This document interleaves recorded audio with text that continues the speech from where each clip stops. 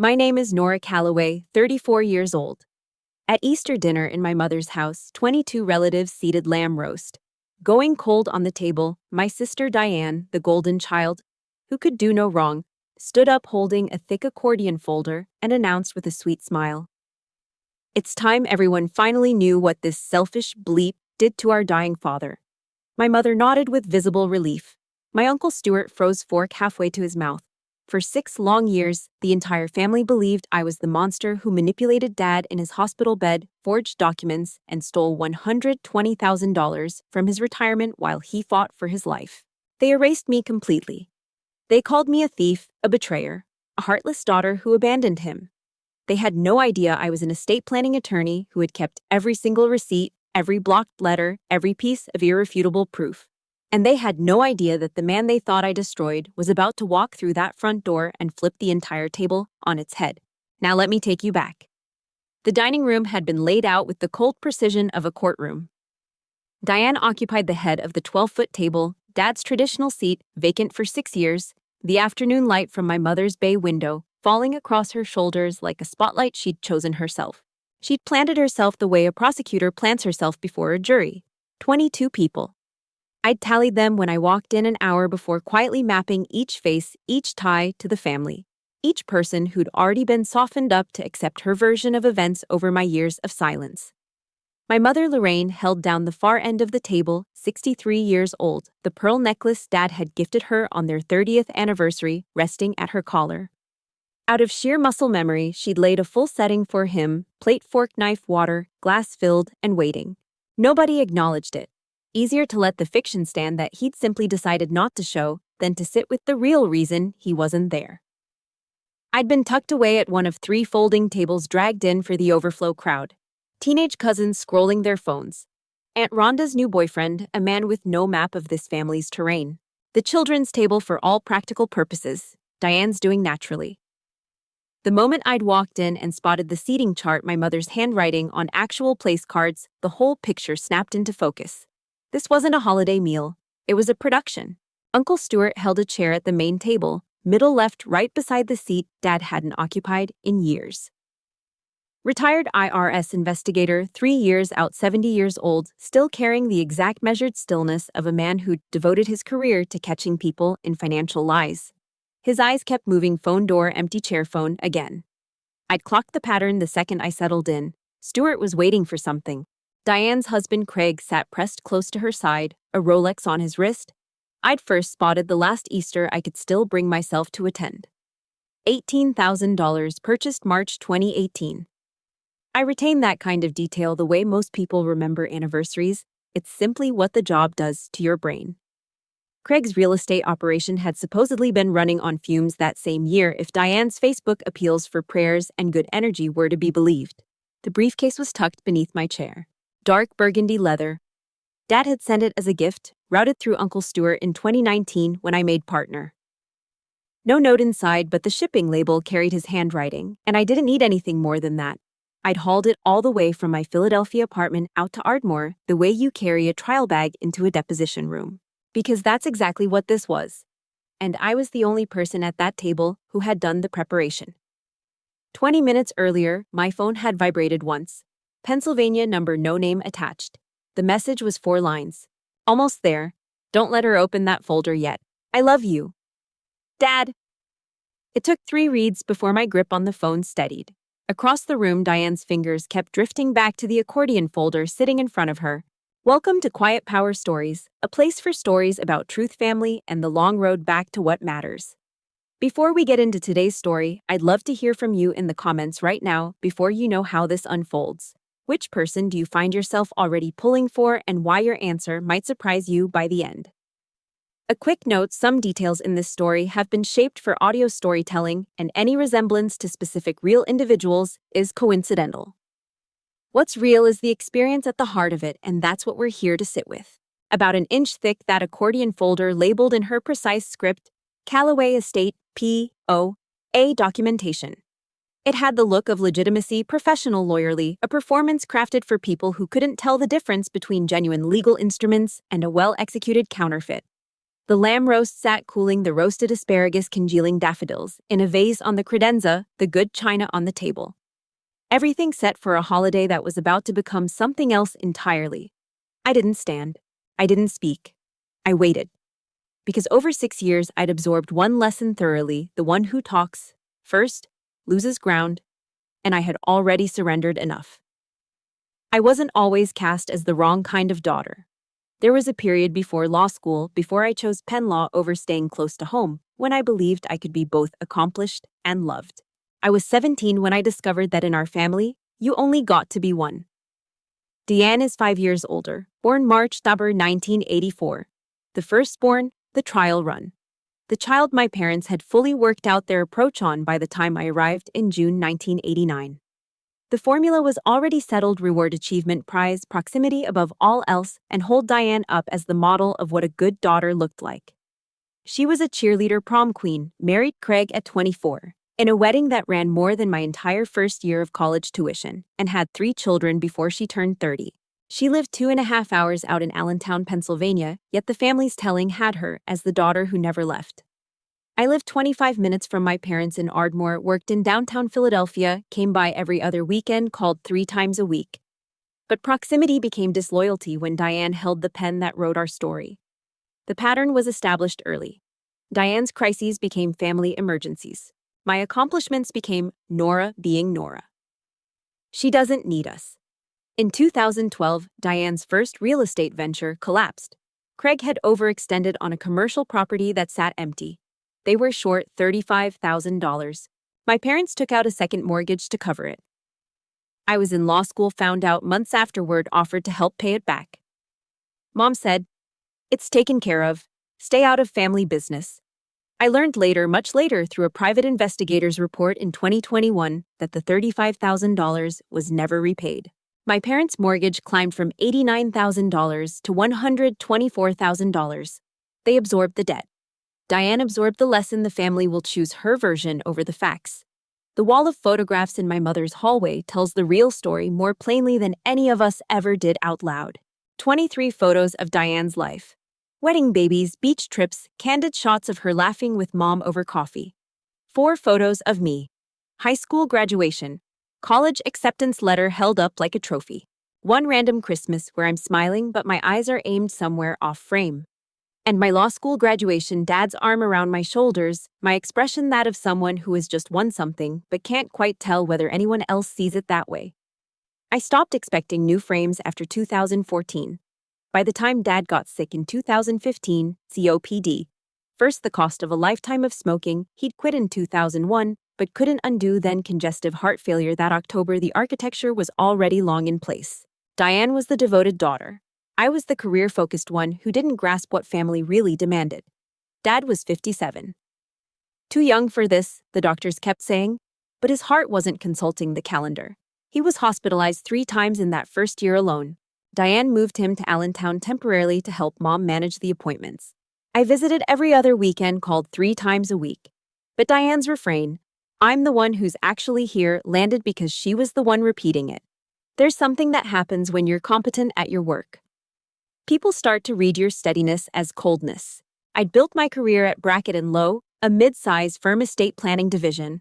My work was protecting families' legacies, untangling the legal complexity of end-of-life arrangements, stopping financial exploitation before it started.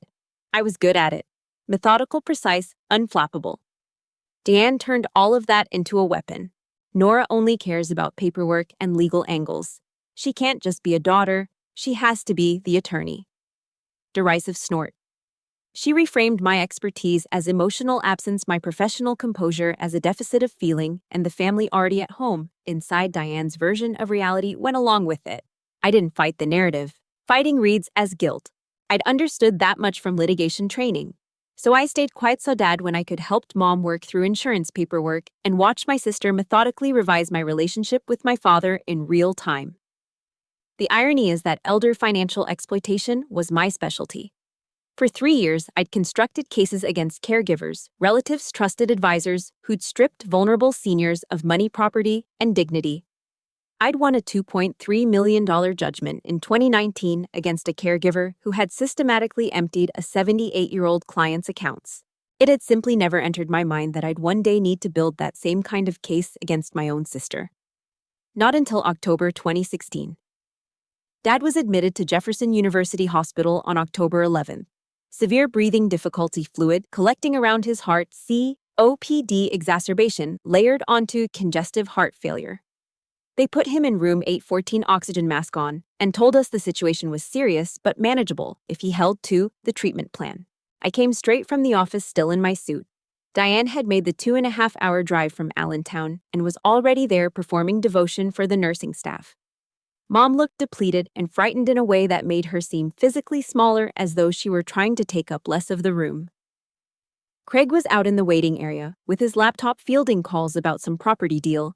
Dad was lucid, tired, scared, but sharp behind the eyes in a way that told me he'd been holding something back until I walked in. "Nora." His voice came through the oxygen mask, muffled but steady. "You understand this, the legal side of things. If something happens to me, I need somebody who won't fall apart. I want you handling the power of attorney." Diane's face when he said my name, not surprise. Calculation? The social worker brought the forms on October 13th. Dad was insistent. He laid out his reasoning plainly. "She knows the law. She asked the right questions. She won't let anyone take advantage." I wanted to help. God, I wanted to help. But I also recognized how ethically tangled it was. "Dad, I'm grateful for the trust," I said, perched on the edge of his hospital bed, careful to avoid the IV line. "But my practice is estate planning. If I step in as your power of attorney and start making financial calls, it could look like a conflict of interest. You should name someone neutral, or at minimum let me connect you with a professional fiduciary." It was 2:30 in the afternoon. My phone records confirm I rang my managing partner, Harriet Colvin, the moment I stepped into the hallway seeking ethics guidance. Her answer matched what I already knew. Technically allowed but professionally hazardous. Better to walk away. In the corridor, Diane was pacing with her phone pressed to her ear. I caught fragments. "If she ends up in control of his money..." I drafted a formal written declination on October 15th, had it notarized at the hospital's patient services desk. Sandra Moorfield, Notary Public, stamp number 38192, 5561120 a.m. One copy went to Dad, one was filed at my firm, one was mailed to Mom's address, where Dad's correspondence was sent. The language was unambiguous. Due to professional ethics guidelines governing fiduciary relationships, I respectfully decline to serve as power of attorney. I recommend the appointment of a professional fiduciary or neutral third party.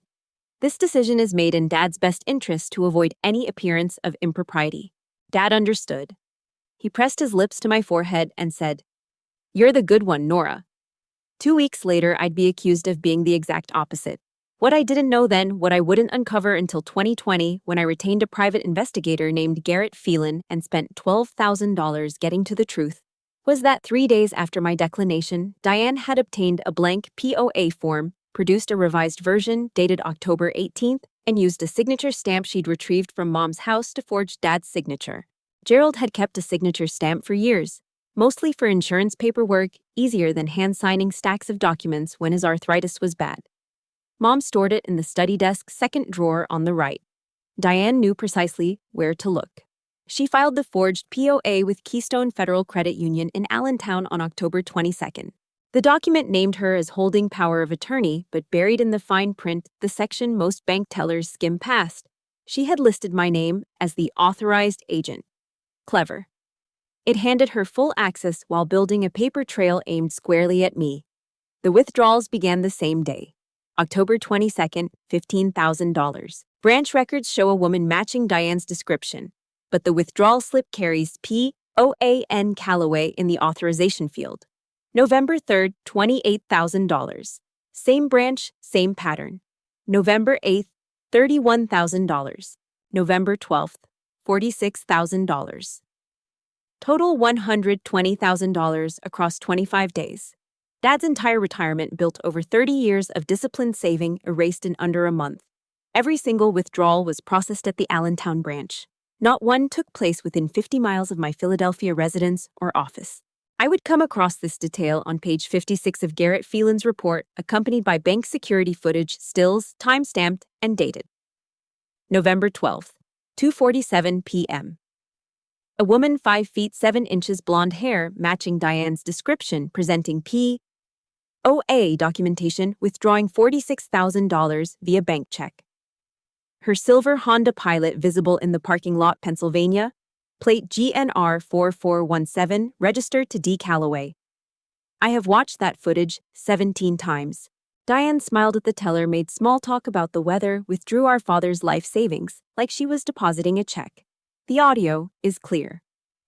My father asked me to handle this while he recovers. He's so grateful to have family he can trust.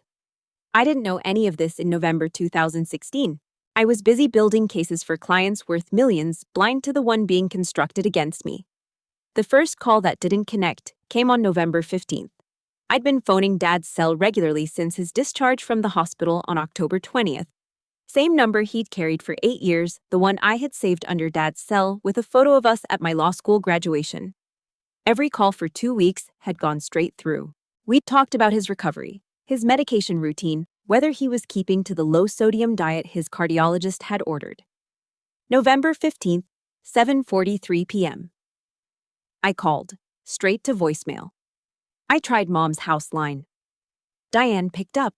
Dad doesn't want to talk to you. Don't call again. The floor dropped out. What? Why? What happened? You know what you did. Don't play innocent. Diane, I have no idea what you're talking about. Put Dad on. He's resting, and he said if you called I should tell you he's done. He knows about the money, Nora. He knows everything. The call lasted 1 minute, 32 seconds. I saved it. I saved everything.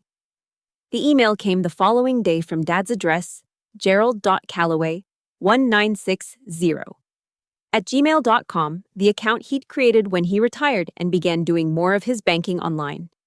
Subject line: Re-Dad. What's going on? I'd sent 3 increasingly desperate emails the night before. His response was surgical. Nora, I trusted you with my financial future. You manipulated my illness and took advantage. I have bank records showing you withdrew $120,000. I don't want contact. Please respect my wishes. The email was sent November 16th, 10:22 p.m. I wouldn't discover until Garrett's IP address trace in 2021 that it originated from Diane's home network in Allentown, not the assisted living facility where Dad was supposedly staying. She'd sent it from his account. He never saw my emails, never composed that response. My 6th paragraph reply, laying out the declination, attaching the notarized letter, begging him to look at the dates, bounced back. Email address deactivated. I drove out to Ardmore on November 18th. Sunday afternoon, trees already bare. The street I'd grown up on looked narrower than I remembered. Mom came to the door. Wouldn't let me past it. Your father is in Pennsylvania recovering. He doesn't want to see you. Diane explained everything. Mom, I didn't take any money. I have proof. I declined the POA. I can show you. Nora, Diane showed me the bank statements. Your name is on the withdrawals. Why are you lying? Because someone forged my name. Mom, please, this doesn't make sense. What doesn't make sense is you stealing from your sick father and then trying to blame your sister. Lorraine stood in the doorway, one hand on the frame, physically filling the entrance. Behind her, I could see Diane's coat on the rack, Diane's car in the driveway. Diane was in there listening. As I turned to leave, I glanced up. 2nd floor guest bedroom window, Diane watching. Not distressed, satisfied. Thanksgiving came 4 days later, uninvited for the first time in 34 years. I drove past the house regardless, couldn't stop myself. Pulled over down the block at 4:30 in the afternoon and watched through the lit windows. Diane at the head of the table, in Dad's spot. Craig, Mom, Uncle Stuart, cousins, the whole extended family gathered. The place where I should have been sitting wasn't even set.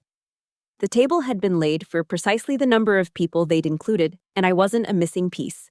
I was simply gone. I'd baked Dad's favorite that morning. Apple walnut pie, the recipe he'd taught me when I was 12. I left it on the porch, rang the bell, and drove away. A cousin who still spoke to me told me later that Diane threw it out. Told everyone, we don't accept food from thieves. Uncle Stuart came outside as I was pulling away from the curb, caught my eye in the rearview mirror. Didn't wave, didn't try to stop me. Turned and went back inside. Over the next 2 weeks, Diane constructed her version of events. She told the family I'd manipulated Dad while he was sedated in the ICU leveraged his trust in my legal expertise to push him into signing a power of attorney, then methodically drained his retirement while he was too weakened to intervene. When he found out what had happened, she said I'd gone dark, severed all contact, refused to return his calls. She circulated selective bank records, the ones carrying my forged name. A witness statement from Craig claiming he'd seen me pressuring Dad in the hospital room. A timeline demonstrating my access and opportunity. The narrative was airtight, and I cut off from my father, and holding proof that nobody was ready to believe, went silent. By December 2016, the family had settled on their truth.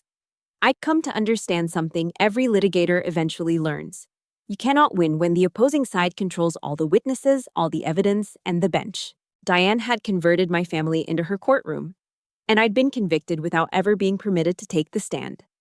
I stopped fighting in December because pushing back would only have made me look guiltier.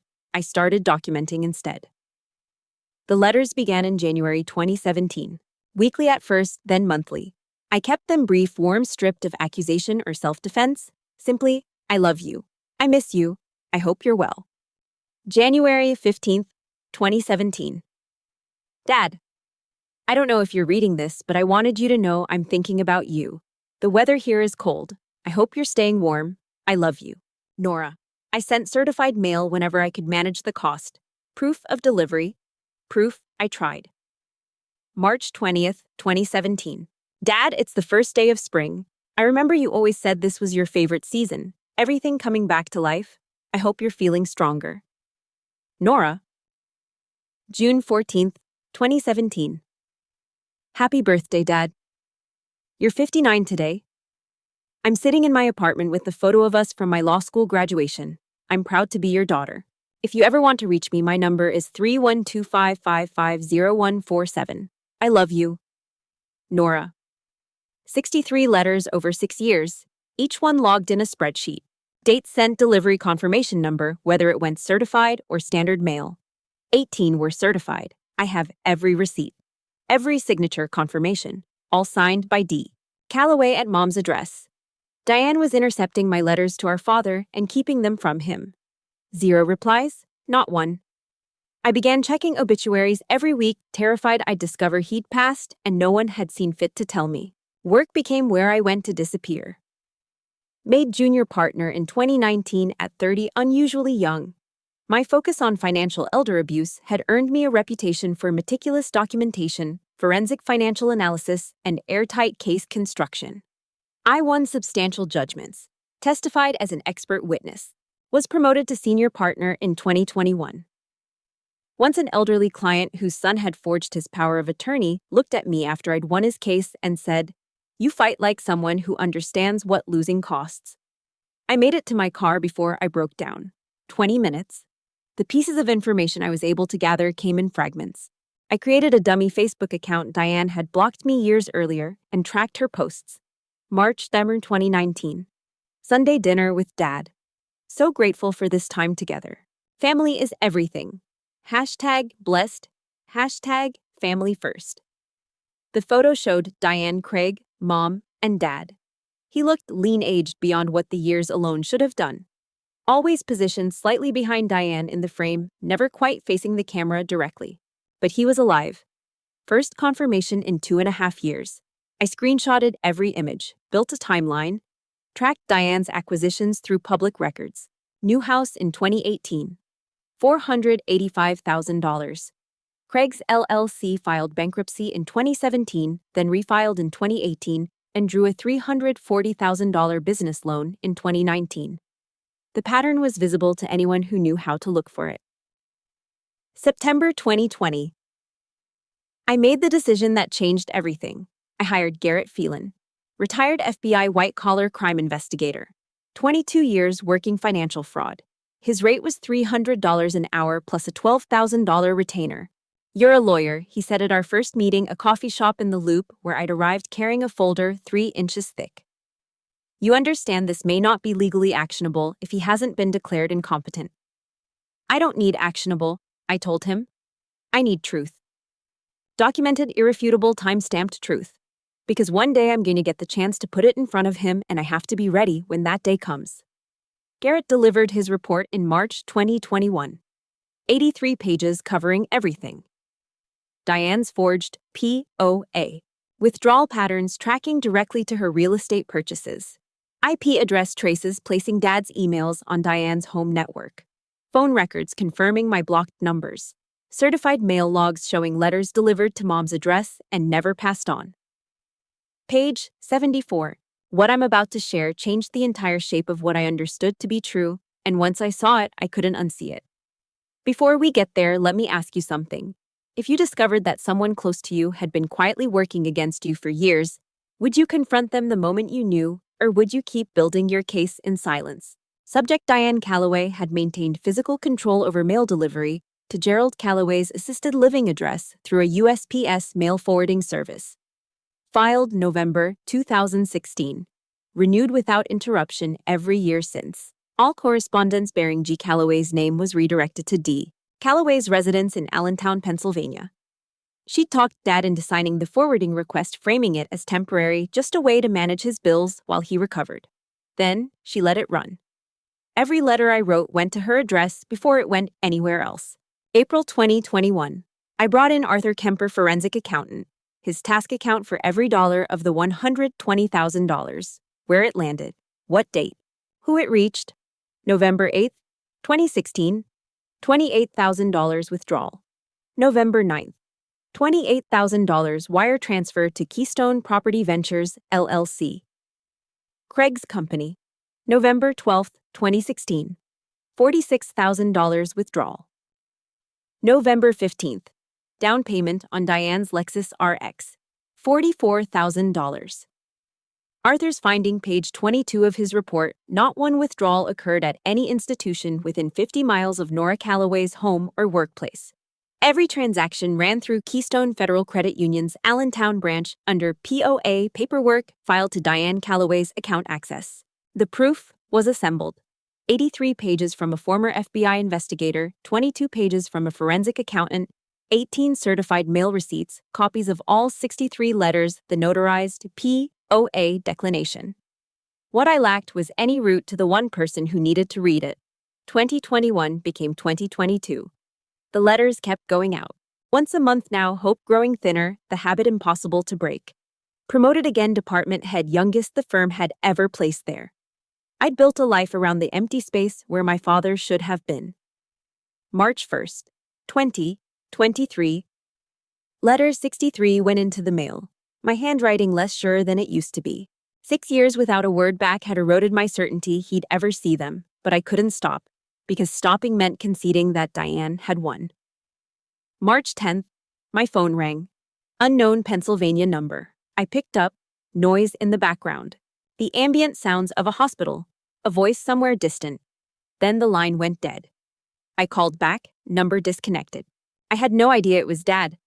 A nurse had briefly returned his phone. He was trying to recall my number from memory, getting the digits wrong. I had no way of knowing everything was on the verge of breaking open. The dark burgundy leather briefcase I carried into Easter dinner had been loaded at 6 a.m. that morning. Every single document in a protective sleeve, color-coded tabs, strict chronological order. This wasn't hope. This was preparation for war. Tab 1 read, Original POA declination notarized October 15, 2016. Tab 2 blue, Garrett Phelan investigative report, 83 pages, March 2021. Tab 3 green, Arthur Kemper forensic analysis, 22 pages, April 2021. Tab 4 yellow, certified mail receipts, 18 total, 2017 through 2023. Tab 5 orange, full copies of all 63 letters in date order. Tab 6 purple, Diane's forged POA instrument obtained through PI subpoena. Tab 7 black, a comparison timeline withdrawals set beside Diane's major expenditures keyed by date amount recipient. The briefcase had come from Dad, sent through Uncle Stuart the year I made partner. His handwriting on the shipping label. No note. But I knew. I'd also packed a voice recorder. Compact, digital, high quality. Because Diane was going to perform, and I needed every word on record. The materials she didn't know existed were precisely what would undo her. Time-stamped bank security footage, placing her, not me, at the withdrawal counter. USPS documentation showing she'd controlled Dad's mail for 6 years. Phone carrier records confirming my number had been blocked on Dad's phone since November 16, 2016. The block authorized under Diane's POA. 6 affidavits alone could have finished her. All notarized, dated signed. Sandra Moorfield, who witnessed my POA declination. Harriet Colvin, my managing partner, confirming the ethics consultation. 3 firm colleagues who'd received my emails declining the POA in October 2016. Garrett Phelan attesting to his investigative conclusions. Arthur Kemper, professional opinion on the fraud pattern, a fortress of corroboration. And 1 document beyond all of that. A criminal complaint forgery and fraud fully drafted, signed, dated, ready to submit to the Pennsylvania State Attorney General. Diane had no legal training, but presenting forged power of attorney paperwork to a financial institution was a felony. I was extending her one chance to confess, if she declined nuclear option. 6 years spent assembling this case with the rigor of a federal prosecution because in every real sense, that's what it was. Diane had stolen more than money. She'd taken my father, my family, my name. And I had documented every lie, every forgery, every letter she'd intercepted. Dad's text arrived at 4:10 p.m., 20 minutes before Diane rose from her seat. Almost there. Don't let her open that folder yet. I love you. 3 reads before my hand steadied. 3 weeks before that, on March 17th, a woman named Denise Harwick had altered the trajectory of everything. Cardiac care social worker at Lehigh Valley Cardiac Recovery Center in Allentown. Dad had come in during February. Congestive heart failure, flare-up, not terminal, not hospice, just a chronic condition needing adjustment and monitoring. Denise handled discharge planning. Part of that work meant cataloging patient belongings before release. Standard protocol. She found a cardboard box in Dad's closet during inventory. Sealed under 3 layers of packing tape, labeled in Diane's handwriting, G. Callaway Personal Storage, stored November 2016. Facility policy required contents to be logged. Denise cut it open. Inside 63 envelopes, each addressed to Gerald Callaway. Return address Nora Callaway, Philadelphia, Pennsylvania. Dates running January 2017 through March 2023. Most still sealed. A few had been opened. Diane had apparently read the contents and pressed the flaps back down with tape. Denise pulled one out, June 2018. Father's Day. Dad, happy Father's Day and happy birthday. You're 60 today. I hope you're surrounded by people who love you. I don't know if you're reading these, but I'm going to keep writing them until you tell me to stop. If you ever want to reach me, my number is 312-555-0147. I miss our Sunday morning calls. I miss your terrible jokes. I miss you believing in me. Whatever I'm supposed to have done, I didn't do it. I love you. Always, Nora. She checked the facility's visitor log. Nora Callaway was on the blocked list entered November 2016, marked patient request, no contact authorized. 63 letters spanning 6 years bore no resemblance to someone who wanted no contact. It looked unmistakably like something else. Denise brought the box to Dad that same afternoon, March 17th. He was alert-oriented, sitting up in bed with the newspaper. Mr. Callaway, I came across these during discharge inventory. They're addressed to you. I think you should see them. He looked puzzled. Letters from Nora. But Diane always said Nora didn't want contact. Sir, there are 63 letters here spanning 6 years. That doesn't look like someone who wanted no contact. I'd encourage you to read them yourself. He read for 3 hours. Denise stayed watching his face travel through confusion, grief, and a slow-building rage. All 63. Several more than once. When he set the last one down, eyes wet, voice level. I need to get to Pennsylvania. Easter is a month away. Can you help me? 4 weeks of planning. Dad couldn't face Diane on his own. She held his housing, what remained of his finances, his access to the family. But Easter was coming. Mom was hosting in Ardmore. Diane would be there. And Nora. Denise helped him pull my current number from the letters. I'd confirmed through an uncomfortable call from Aunt Rhonda that I'd be attending a peace gesture that felt closer to walking into my own execution. April 19th, 8 p.m. My phone rang. Unknown number. Nora, it's Dad. Don't hang up. I had no words. 6 years of silence, and there was his voice, older, rougher, but unmistakably him. I read your letters. All of them. I know what Diane did. Denise is driving me down tomorrow. I'll be there by 4:30. Don't let her open that folder before I walk in. Can you do that for me? Dad, that was all I had. I'm so sorry, honey. I'm so sorry. I'll explain everything tomorrow. I love you. The call ran 11 minutes. I recorded it. Couldn't help myself. I record everything now. He said he loved me 8 times in 11 minutes, as if he was trying to pay back 6 years in a single conversation. April 20th, 6 a.m. Denise Harwick drove Gerald Calloway from Allentown to Ardmore, 2.5 hours early enough to miss the traffic. Dad brought the box of letters with him as evidence. Denise parked 2 blocks from Mom's house at 4:25 p.m. I'll be right here when you're ready to leave, she told him. A stranger was about to return my father to me. A social worker who'd found 63 letters during routine inventory and chose truth over convenience. Who gave up a personal day to drive a cardiac patient to face his family. Who sat in her parked car while he walked into the room where his daughter had been convicted without ever being heard. Diane's accordion folder was stagecraft. I understood that the instant she got to her feet. She'd engineered her position precisely. Backlit. Folder raised where everyone could see it. Mom's eyes exactly where she needed them. Uncle Stuart placed to witness everything. The family fanned out around her in rings of closeness and judgment. Before we say grace, she began, voice smooth, rehearsed. There's something I need to share, something I held back too long out of respect for Dad's wishes. But he's not here, and Nora is. And every person sitting at this table deserves the truth about what tore this family apart. She opened the folder and began distributing pages around the table. First, a forged POA dated October 18, 2016, listing my name as authorized agent. Convincing work. Professional notarized. Apparently, she'd found a notary willing to backdate it, or fabricated that seal as well.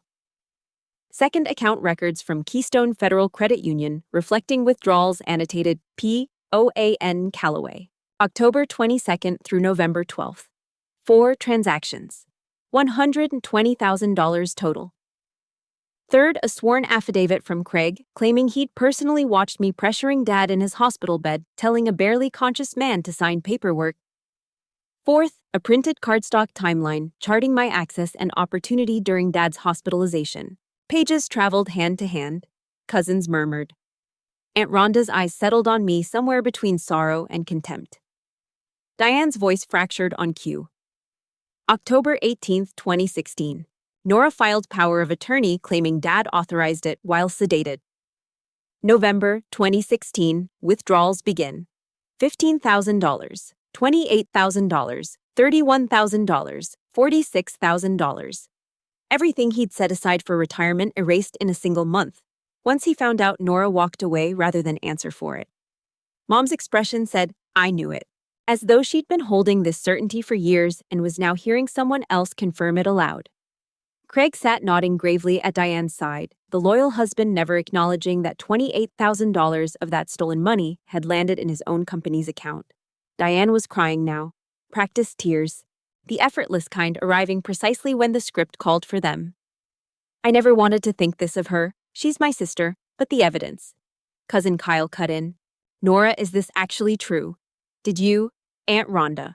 Nora, why haven't you said anything? 6 years of silence. Diane, voice cracking with impeccable timing. Because she can't defend it, it's true. She knows it. My hands stayed beneath the table, tight around the briefcase handle. 6 years of documented truth compressed into dark burgundy leather. I could end it right now. The receipts, the PI report, the forensic breakdown. Expose her completely. But Dad had said, wait. So I sat there. Quiet. While Diane delivered the finale of a story she'd spent 6 years rehearsing. Masterfully constructed. Forged paperwork, a planted witness. A timeline engineered to bury me. Tears at the precise right instant. One thing she hadn't planned for. The front door swung open. Every head turned. Gerald Calloway, 65 years old, gaunt. Oxygen cannula across his upper lip. Compact tank on a wheeled cart beside him, standing at the entrance to Lorraine's dining room. The room went silent. Mom's fork hit the table. Metal on china startlingly loud. The color left Diane's face completely. Diane. Dad's voice was low but carried the full length of the room. Steady despite the oxygen. Put that folder down. Uncle Stuart came out of his chair so fast it scraped the floor. Lorraine made a sound like she'd been struck. Cousin Kyle's mouth fell open, nothing behind it. Diane didn't put it down. She'd gone rigid, clutching it against her chest like a shield that had just turned to paper. Dad! Barely a word, voice unsteady. You shouldn't have driven. Your heart. You need rest. Let me. Nobody drove me, Dad said, pushing into the room with the cart. Denise brought me. She's outside waiting. And I want to be clear, Diane, I'm not confused. I've been confused for 6 years. I'm not anymore. He scanned the table. Mom pale and brittle. Uncle Stuart upright rigid. The cousins. The extended family. 22 people about to witness either my vindication or my permanent disgrace. Then, his gaze found me. We hadn't looked at each other directly in 6 years, 5 months, and 5 days. Something in his face gave way. Only a half second. Grief, love, apology, all of it folded into one expression before he composed himself again. Nora. Quiet, certain. Come here. I stood. Moved around the table past the teenagers who'd gone completely still. Past Aunt Rhonda, her face the face of someone watching a collision. Past Craig already angling toward the exit. Diane stepped squarely into my path. Dad, you don't see what's happening. She's gotten to you again. Move, Dad said. Flat, absolute. Diane moved. I reached him. One arm pulled me in his other hand, steadying on the cart. He smelled of Old Spice and antiseptic, and the father I'd been afraid I'd never get back. I am so sorry, he whispered. I should have believed you. You had no way of knowing, I told him. You couldn't have. The moment contact stopped, I should have questioned it. I should have. Later. Right now, let's see this through. He let go. Faced the room. For 6 years, he said, his voice reaching everyone present. Diane told me Nora had stolen my money and cut me off. She showed me bank statements. She read me emails she claimed came from Nora. Messages saying Nora wanted no contact. My phone, my mail, my visitors, she managed all of it. I believed her because she's my daughter, and I couldn't conceive that she'd lie to me. Lorraine found her voice. Gerald. What are you saying? I'm saying 3 weeks ago, a social worker found a box in my closet. 63 letters from Nora. Birthday cards, Father's Day cards, Christmas cards. Letters saying she loved me. Asking why I'd gone silent. Begging to know what she'd done wrong. 6 years of letters I'd never seen. He reached into his jacket, the brown one, the birthday gift I'd given him at 60, the one I'd wondered if he'd kept, and produced an envelope, March 2023, my handwriting. Because Diane hid them. The number just sat there. 63. The room took it in. That wasn't estrangement. That was a deliberate campaign. Diane's mouth opened. Dad. Those letters. I was shielding you. She was trying to work on you. She was. Show them everything in that folder, Dad said. Not the presentation. The truth. I set my briefcase on the table, the dark burgundy leather against the white cloth, positioned it directly in front of Diane's accordion folder. My turn. I unlatched it, drew out the first document, tab 1, read. Raised it so the notary seal faced the room. This is my formal declination of power of attorney, I said, steady voice, every year of legal training behind it. Dated October 15, 2016. Notarized by Sandra Moorfield at Jefferson University Hospital at 11:20 a.m. 3 days before Diane claims I filed POA. I passed it to Uncle Stuart. 22 years investigating financial fraud. Examined the notary stamp. The date. Stuart studied it, then looked at Diane. It's legitimate. Stamp seal signature October 15th.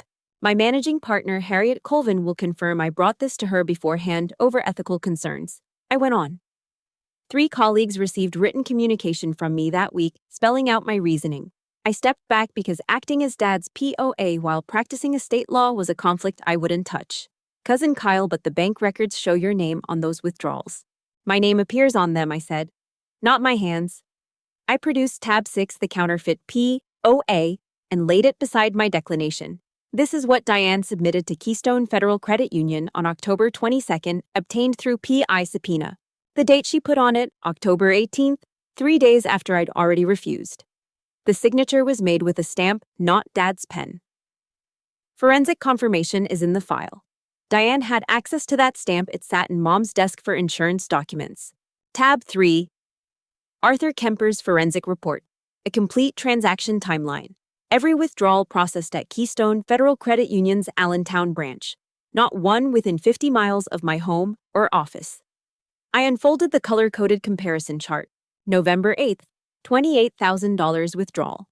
November 9th, $28,000 wired to Keystone Property Ventures, LLC, Craig's company. Craig was already most of the way to the door. Diane caught his arm. Craig, don't. He shook free, walked out, left her standing alone. November 12th, $46,000 withdrawal. I continued. November 15th, $44,000 down payment on Diane's Lexus RX, the one she drove here today. I laid out time-stamped stills from the bank security footage, Diane's face unmistakable at the teller counter. This is Diane making the November 12th withdrawal at 2:47 p.m. Not me, Diane. The photographs passed around the table, her face clear in every frame, smiling, signing the slip. Aunt Rhonda lifted one, still read the timestamp, turned to Diane. You did this, Diane began. He was struggling. Someone needed to step up. Someone had to. Someone had to falsify legal documents and drain his retirement. Uncle Stuart's voice was ice. Diane, I built cases like this for 22 years. This is systematic financial exploitation, and you put your sister's name on it. Tab 2, Garrett Phelan's 83-page report. In 2020, I retained a private investigator, former FBI white-collar crimes. It's all documented here. The forged P.O.A. Diane's mail forwarding arrangement. She had Dad sign a form in November 2016, called it a temporary measure for managing bills, and never reversed it. Every letter I mailed went to her address first. Page 74, the USPS records. She had controlled his mail for 6 years, renewing the forwarding order every year, making certain he never laid eyes on a single letter from me.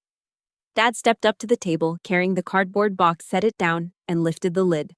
63 envelopes tumbled out. I never saw any of these until 3 weeks ago, he said. 63 letters my daughter sent me begging to understand why I'd shut her out. Aunt Rhonda lifted the June 2018 letter from the pile and read it aloud, her voice cracking apart on the words. Dad, I don't know if you'll ever read this, but it's your birthday, and I wanted you to know I think about you every single day. I miss you so much it hurts. Whatever I did to lose you, I'd do anything to fix it. Please, just tell me what I did. Nora. She was in tears now. Diane, is this true? Diane reached for one last line of defense. I was protecting him. Protecting him from what? I drew out tab 418 certified mail receipts. These prove I was trying to reach him. You signed for everyone. Your signature, your handwriting. I held them up for the room to see. Receipt dated June 14, 2017, signed by D. Calloway. December 24, 2018, a Christmas card signed by D. Calloway. February 14, 2020. March 1, 2023. 3 weeks ago, while Dad was in a back room reading the hidden letters and piecing together the truth, Diane was still intercepting fresh ones. The evidence had become overwhelming. Documents blanketed the table, photographs, reports, letters, receipts. Diane scanned the room and found no ally, no exit. Every face looking back at her had gone cold with dawning horror. Uncle Stuart spoke in a voice that was quiet but carried the full length of the room. 2 days ago, I got a call from FBI agent Gwendolyn Ashton, White Collar Crime Division. Diane, you and Craig are under investigation for real estate fraud. That's a separate matter. But when she asked whether I knew anything about your financial history, I told her I'd carried suspicions for years. Your lifestyle never matched what you were earning. Craig's business collapsed over and over, yet you kept showing up with new cars, new houses. I had no idea about your father's money until tonight, but I can't say I'm surprised. Diane's final defense gave way entirely. That's Craig's business. I didn't. You were co-owner of the LLC. Your name is on the documents. You're already in federal jeopardy. He gestured toward the table. This only digs the hole deeper. Lorraine finally found her voice. Diane, what have you done? And Diane, cornered with no road, left broke open. I needed the money, she said, her voice ragged and raw. Craig's business was going under. We had the kids, the mortgage. I told myself I'd pay it back, but then everything spun out of control, and I couldn't tell Dad because he'd despise me for it. So it was easier to make Nora the villain because she wasn't here. She couldn't defend herself, and everyone already thought she ran cold anyway. She had confessed it all in front of 22 people with my voice recorder still running in my pocket. 6 years of carefully constructed lies gone in a single admission. The silence that followed was total. Diane stood there, mascara tracking down her face, clutching her folder of forged documents against her chest, as though they might somehow still protect her. They couldn't. Mom sat rigid at the far end of the table, her face drained to the color of old newsprint. Uncle Stuart remained on his feet, solid and immovable, a former investigator who had watched this kind of confession arrive before. I drew out one final document, the criminal complaint already prepared. Ready, I said, holding it where Diane could see it. Formal complaint for forgery, fraud, financial exploitation of a vulnerable adult identity, theft, mail fraud. I've been carrying this waiting to find out whether you'd ever choose the truth. You just did in front of witnesses. Her eyes went wide. Nora, please. I'm giving you one choice, I said. You confess everything to the state attorney. You return what's left of the $120,000. I know there's roughly $9,000 remaining in the account you transferred it to. You sell the Lexus proceeds, go to Dad. You make monthly payments until you've repaid at least half. And you accept supervised zero contact with Dad unless he specifically requests otherwise. Or I file this tomorrow morning, call Agent Ashton myself, and let the federal system take it from there. You have 60 seconds. The countdown was silent, but every person in the room felt the weight of it. 30 seconds. Diane turning from face to face, searching for help that wasn't coming. 45 seconds. Craig was gone. Mom was studying her own hands. The cousins had drawn back as though standing too close to Diane might leave a mark on them. 60 seconds. I'll do it, Diane whispered. I'll confess. I'll pay it back. Just don't file the complaint, please. Uncle Stuart oversees the repayment, I said. Monthly audits. You miss one payment, I file immediately. Agreed. Agreed. I looked at Dad. He was gripping the edge of the table knuckles, white, breathing more heavily than I liked, but his voice came out steady. You'll see me when I allow it, he told Diane. You'll speak when I ask you to. You'll earn back every second of trust you destroyed. And if you lie to me one more time, Diane, you're done. Do you understand? Yes, Dad. Lorraine stood across the room toward Diane, and for a moment I braced for an embrace, but it didn't come. How could you, she said, her voice small and fractured. How could you do this to your father, to your sister? You knew. Diane's voice climbed desperate. You knew I was struggling. You let me handle his money. I trusted you, Lorraine said, stepping back. I chose to trust you. That's on me. But this, she gestured at the evidence spread across the table. This is on you. The dinner was finished. No one ate. The lamb roast sat cold and untouched. The daffodils drooped in their vase. The good china held nothing but the weight of 6 years of lies finally brought into the light. People began to leave quietly. Cousins gathered their children. Aunt Rhonda pulled me into a hug on her way to the door and whispered, I'm so sorry we never questioned it. Uncle Stuart stayed, planting himself beside Dad like a sentinel. I'll handle the financial oversight, he told me, and I'll testify to whatever you need. I should have done this years ago. You're doing it now, I said. That's what matters. Diane sat alone at the very table where she'd expected to watch me fall apart. The accordion folder of forged documents still open in front of her. The empty chair where Craig had been. The family she'd managed through lies scattered and gone. Mom caught me as I was helping Dad toward the door. Nora, she said. I'm sorry. You should have believed me. I said. You should have asked questions. You should have wondered why I'd go quiet overnight. You chose her version because it was the easier one. That's not something I can forgive right now. Maybe someday, but not today. She nodded.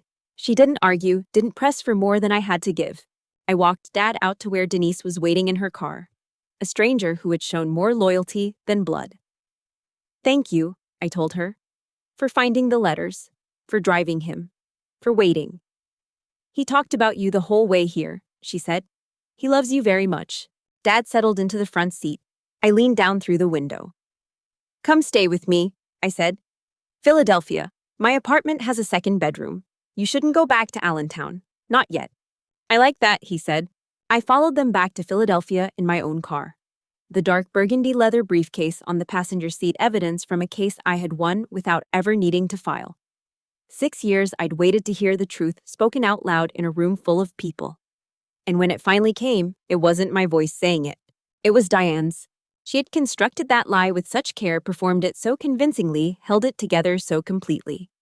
But a lie only holds its shape while everyone consents to believe it, and in that dining room with my father standing beside me with 83 pages of proof covering the table and 63 letters bearing witness that consent shattered. The truth was louder than her tears. The months that followed were both harder and easier than I'd expected. Dad moved into my spare bedroom in Philadelphia the day after Easter. We cleared the room out together. I'd been using it for overflow storage. Old case files, law school textbooks, I had no use for anymore. The accumulated residue of a life built around an absence. He arrived with almost nothing. A suitcase of clothes, his medications, the brown jacket, the box of letters. We didn't mention Diane for the first week. We simply existed in the same space together. I made coffee each morning. He sat at my kitchen table and read the newspaper the way he used to at home. We watched old baseball films in the evenings, his favorites, the ones I'd grown up watching with him on Sunday afternoons. Slowly, we began filling in 6 years. He told me about Allentown, the assisted living facility, clean but lonely. Diane's visits, which always carried something slightly off that he couldn't quite name. The fog that settled over him whenever anyone brought up my name. He'd ask when I was coming to see him and be told, "She doesn't want to see you, Dad. She's moved on." I never fully believed it. He told me one morning in May, the two of us out on my small balcony with our coffee cups. Part of me kept thinking, that's not my Nora. But Diane had so much documentation. Papers, statements. She showed me emails she said were from you, full of terrible things. And I was tired, Nora. So tired and frightened, and the chemo for the cancer scare in 2018 had left everything blurred at the edges. It was easier to accept her story than to fight it. Cancer. The word hit me before the cup reached my lips. Small cell, caught early, remission by 2019. Diane told you apparently. Said you didn't care. One more fabrication I'd never been given the chance to refute. One more chapter of my father's life that had been quietly taken from me. We started cooking together after that. I asked him to share his pot roast recipe, the one I'd been asking about for as long as I could remember, the one I'd never actually gotten. June 15th, 3 hours at my kitchen counter, just the two of us. He talked me through each stage, narrating every detail, writing the whole thing down on a recipe card. His penmanship had a tremor in it now that hadn't been there before, but you couldn't mistake it for anyone else's. Dated June 15th, 2023. At the bottom, in that same shaking hand, for Nora who never stopped trying. I had that card framed. It's still on my kitchen wall. Diane made 3 attempts to visit. May, July, October. Uncle Stuart oversaw each one, always in public neutral ground, a coffee shop, a park bench, somewhere she couldn't stage manage the moment. The exchanges were uncomfortable, shallow. In July, Dad said, "I know I can't undo what I did, but I want you to know I'm getting help. Therapy, financial counseling." "That's good, Diane. I hope it helps you." A pause. "Do you think you'll ever forgive me?" "I don't know. Ask me in a year. If I have a year." The restitution payments came in every month. $800. Not much, but she didn't miss one. Uncle Stuart kept a record of each payment, every dollar accounted for. The Lexus went at auction for $32,000. That money went straight to Dad. By October, $41,000 had come back, less than half of what was gone. But it wasn't nothing. August brought a turn for the worse. The congestive heart failure that had been quietly present for years began asserting itself. A short hospitalization, a tighter medication regimen, and a conversation with his doctors that made clear we were now in management mode, not recovery. I applied for family medical leave and moved in with him. Old baseball films filled the evenings. Cards at the kitchen table. Hours of conversation that wandered from the weighty to the trivial. In September, he looked at me and said, "I'm proud of you. Easter, the way you assembled that whole case, you could have gone for the jugular, filed charges, turned it into a spectacle. You didn't. You handed her a way out instead. I'm not certain I'd have had the patience for that." "You're the one who showed me how," I told him. "You're the reason I know that being in the right doesn't give you license to be brutal." "Did I teach you that I don't recall being so clear-headed?" "You were. You still are." After October, Diane stopped asking to visit. She put it in writing instead. 1 page. 1 line. I'm sorry I stole your father from you. I can never give that back. She wasn't wrong. She couldn't. January 8th, 2024. His heart sent its final signal. Chest pain severe. Oxygen barely keeping pace with his need for breath. I dialed 911 already knowing how this was going. He knew too. No hospital, he said. Please, I'm done fighting. Hospice answered within 2 hours. They brought everything needed, arranged it in my apartment, settled him in. He was present all that last day, a clarity of mind that seemed almost impossible given what his heart was doing. We talked about Mom. She made her share of mistakes, but consider what she lost. She lost you, lost me, lost the truth itself. That's consequence enough. About Diane. Whatever she gained, she has to carry this now. No court ruling compares to that weight. About me. You were always the one who could take it. I'm sorry I needed so long to recognize that. Then the afternoon dissolved, the light draining from my windows, Philadelphia going quiet and remote outside. Don't let this make you bitter, Nora. 6 years gone, don't surrender the rest of your life to her as well. I won't, Dad, I promise. And your mom, she made mistakes, but consider what she lost. She lost you, lost me, lost the truth. That's consequence enough. I'll sit with that. He smiled. His eyes fell closed. The breathing grew slow and shallow. I kept hold of his hand, the hand that had shown me how to throw a baseball, how to write my name in cursive on a page. The hand that had signed legal documents, trusted the wrong daughter, and gone on being my father even across the years. He had no idea I was still out there, still his. He left at 4:22 a.m., January 9th, 2024. Quiet about it, not alone, certain at the end of who was there and why. Uncle Stuart was my first call, then Aunt Rhonda Lorraine, third Diane last. The service fell on a gray January morning in Ardmore, the town I'd been raised in, the one where my image had been cut from family photos, where I'd been sent away from a front porch 6 years before that. Diane was present, positioned near the back, kept her distance, was gone before anyone gathered afterward. Mom moved toward me with open arms. I let her reach me for a moment. Nothing came back the other direction. We hadn't gotten there. Perhaps we wouldn't. Uncle Stuart delivered the eulogy. He spoke of integrity, of truth, of the discipline required to question the version of events handed to you. Diane's name never came up. It didn't need to. We laid Dad to rest beside his parents at Ardmore Cemetery. The stone reads, Gerald Raymond Calloway, February 14th, 1958 to January 9th, 2024. Beloved Father, the truth will stand. Every word of that epitaph was deliberate. 3 weeks on Diane's letter turned up. 1 page, 1 sentence. I nearly let it go unopened. I'm sorry I stole your father from you. I can never give that back. She was right. She couldn't. That letter sits in a drawer beside the 63 letters I'd sent Dad over the years, a study in 2 entirely different kinds of persistence. His box evidence, I never gave up reaching him. Her page evidence, she finally grasped the scale of what she'd done. Whether I'll ever forgive Diane, I genuinely can't say. Whether my mother and I will ever amount to more than holidays and dutiful phone calls, that too remains open. Whether the family has any real recovery ahead of it, I don't know. Here's what I do know. The recipe card hangs in my kitchen. The dark burgundy leather briefcase that once carried all that evidence sits in my closet where it'll stay out of service, not out of mind. 8 months of Sundays are mine and cannot be reclaimed by anyone. And when it counted most, when I stood in that dining room before 22 people who had decided I was a thief, I held my ground. I had done the preparation. I had built the record. I had waited it out. And I had won.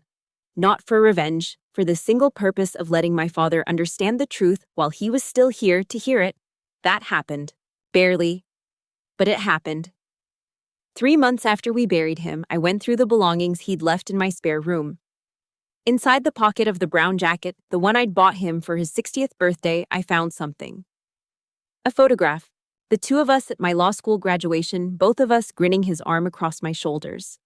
On the back in his handwriting, Nora Calloway, Esquire, June 2014. The good one. He'd had it on him at Easter dinner. Held on to it through 6 years of Diane's version of events. Carried it without knowing whether he'd ever lay eyes on me again, but refusing to let go of proof that there had been a time we were happy. That one's framed now, too. Last week, I opened a new file. Woman 81 years old whose son has spent months methodically cutting her off from her daughter. Textbook financial exploitation. The daughter walked into my office carrying 6 months of records, calls that never connected, letters sent back unopened. A mother allegedly wanting no contact except that nothing in her conduct actually says that. Looking at those documents, I recognized the face staring back at me, mine, 7 years earlier. "Here's what we're going to do," I said. "We build the case, record everything, hold steady. The truth finds its way to the surface. It takes time, but it does." She wanted to know how I could be so sure. I turned the photograph on my desk toward her. Me and Dad at the graduation. The good one. "I've stood in exactly this place," I said.